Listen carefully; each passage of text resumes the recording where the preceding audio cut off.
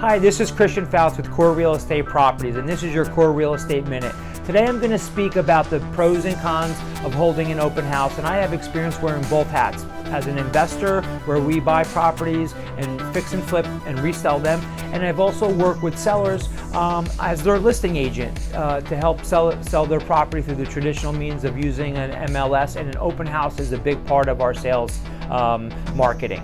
Now the cons, one is the stress that's involved in holding an open house, getting your house staged, cleaned, ready for the open house. The second one is security. People are a little worried with today's world, people coming into their house, strangers that they don't know, but I usually alleviate that by having everybody sign in for security purposes. The third thing is, you never know what's going on in your block that day. Maybe there's a noisy party next door, maybe there's construction going on across the street.